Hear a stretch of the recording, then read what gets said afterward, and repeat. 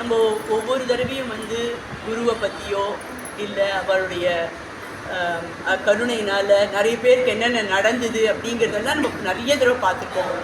குரு வந்து படிப்புக்கு எப்படி பண்ணணும்னு கைட் பண்ணியிருக்கார், இல்லைன்னா என்ன மாதிரி உத்தியோகம் எடுத்துக்கணும்னு கைட் பண்ணியிருக்கார், இல்லைனாக்கா வந்து கல்யாணத்துக்கு வந்து மேட்ச் பார்த்து கொடுக்குற அளவுக்கு கூட அவர் வந்து பண்ணி கொடுத்துருக்கார்.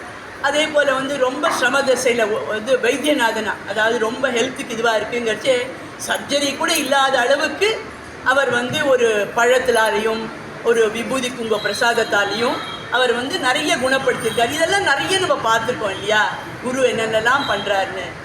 இன்னைக்கு வந்து ஒரு அன்னபூர்ணி தாயாக அவர் வந்து எப்படி 2 பேருக்கு வந்து நிறைய பண்ணியிருக்கார். ஒரு 2 இன்சிடெண்ட் நம்ம நினச்சி பார்க்கலாம் அப்படின்னு. இவர் கர்நாடகா அந்த சைடில் எங்கேயோ ஒரு இடத்துல கேம்பில் இருந்தார். அப்போல்லாம் வந்து இந்த இப்போ இருக்கா மாதிரி வந்து நம்மளுக்கு கூகுள் மேப்பு லொக்கேஷன் பார்க்குறதெல்லாம் எதுவுமே கிடையாது. லேண்ட்லைனே சில பேர் தான் வச்சுட்டுருப்பா. ஸோ எப்படியாவது என்ன பண்ணுவா அப்படி கேட்டுன்ட்டு, அதுவும் இப்போ வீட்டில் உட்காண்டே நம்ம ஆன்லைனில் புக் பண்ணுற மாதிரி ட்ரெயின் டிக்கெட்டும் பண்ண முடியாது. அங்கே கவுண்டரில் போய் நின்றுட்டு அவளை கேட்டு இந்த இடத்துக்கு போனோன்னாக்க எது வரைக்கும் நம்ம ட்ரெயினில் போகலாம், எப்படி போகலான்னு அங்கே கேட்டு டிக்கெட் வாங்கிட்டு போகிற வழக்கம். ஸோ அப்படி இருந்த பீரியட். ஸோ மகாபிரிவா கேம்பில் இருக்கா. ஒரு பாம்பேலேருந்து ஒரு தம்பதி ஹஸ்பண்ட் ஒய்ஃபு சின்ன கை குழந்தை தரிசனம் பண்ணணுன்ட்டுன்னு போகிறா.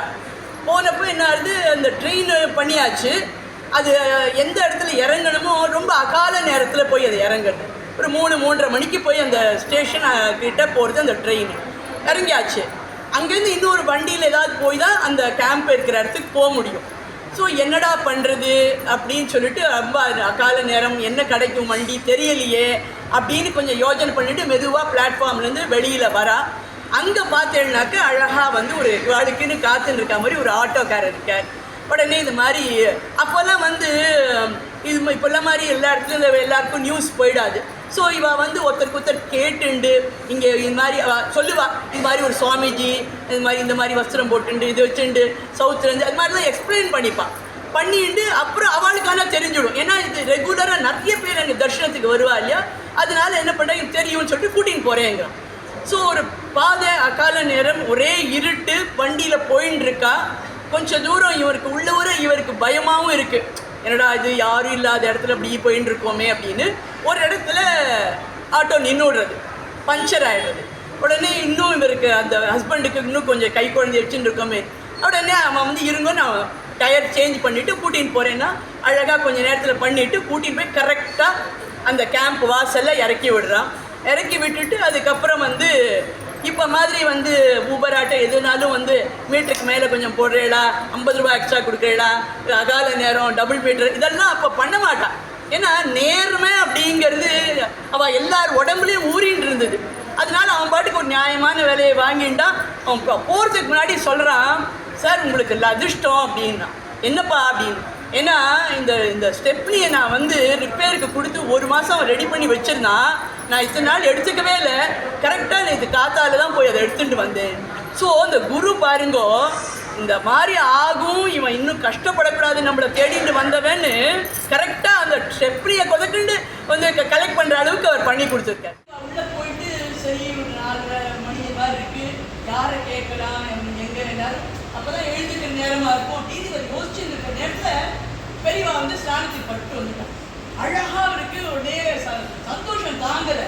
அப்படியே எல்லாமே டக்குன்னு நடந்ததுன்னு சொல்லிட்டு அப்படியே நமஸ்காரம் பண்ணி நிற்கிறச்சே வந்து கேட்க எங்கே இருந்து மாதிரி பாம்பே இருந்தது தான் பேர் சொல்லி ஒய்ஃப் பேரை சொல்லி குழந்தை மாதிரின்னு வந்திருக்கோம், இங்கே வேலை பண்ணுறோம் அப்படின்லாம் சொல்லி நமஸ்காரம் பண்ணேன். சரின்ட்டு அவர் அப்படி ப்ரெஸ் பண்ணிவிட்டு ஸ்நானத்துக்கு கிளம்பிட்டேன்.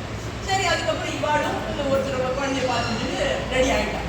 இவாளும் வந்து ரெடி ஆகிட்டா. அதுக்கப்புறம் இப்போ அது கொஞ்சம் வெளியே ஆரம்பிக்கிறது, நிறைய கூட்டம் அப்படியே ஜனங்கள் வந்து தர்ஷனத்துக்கு வந்துட்டே இருக்கா.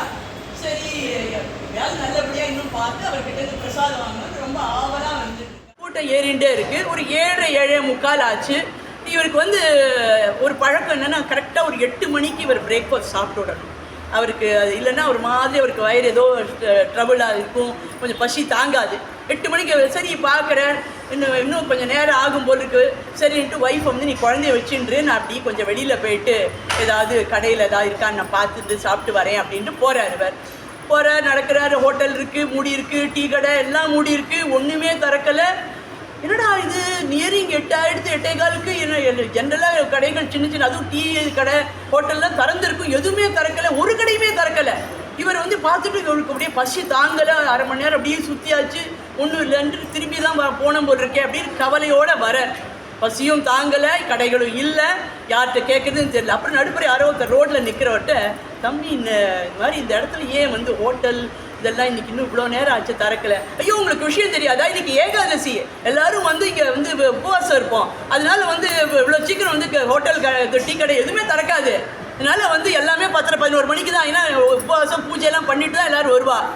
ஸோ இவன் பாருங்க, ஏகாதசிக்கு பணம் பிஸ்னஸுங்கிறத மீறி எல்லாருக்கும் என்ன அந்த விரதம் அந்த உபவாசம் அதை வந்து நம்ம பார்த்துக்கணும் அப்படிங்கிறதுல எதுவுமே திறக்கலை.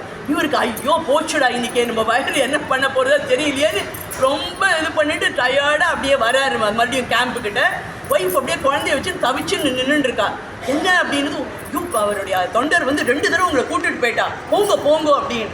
சரி 2 பேர் கிட்டக்கிட்டேன்னு போயிட்டு யார் கூப்பிட்டான்னு தெரியல, இவனு சொன்னான்னு வந்துட்டோம். அப்படியே அந்த பக்கம் அப்படி எட்டின்னு கழிச்சு திடீர்னு மறுபடியும் அந்த எந்த இவர் கூப்பிட்டாரோ அவர் வாங்கோ வாங்கோ, உங்களுக்கு தான் நான் 2 தடவை தெரியும் உள்ள வாங்கோ அப்படின்ட்டு.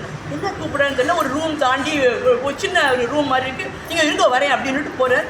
எதுக்கு இந்த பதட்டம் கூப்பிட்றேன்னு ஒன்றும் புரியலையன்னதும் அங்கேருந்து என்ன பண்ணுறேன், ஒரு சின்ன 7 இலை அதுவும் ஒரு சின்ன வெங்கல பானை கரண்டி ஒரு இன்னொரு டம்ளர் ஜலத்தோடு எடுத்துன்னு வந்து உட்காருங்க அப்படின்னு அந்த 7 போட்டுட்டு அதில் வந்து அரிசி உப்புமா பண்ணியிருக்கார். கொதிக்க கொதிக்க அதை எடுத்து அந்த இலையில போட்டு இந்த தண்ணியை வச்சுட்டு கொஞ்சம் சக்கரை தான் இருக்குது தொட்டுக்க சாப்பிடுங்கோ.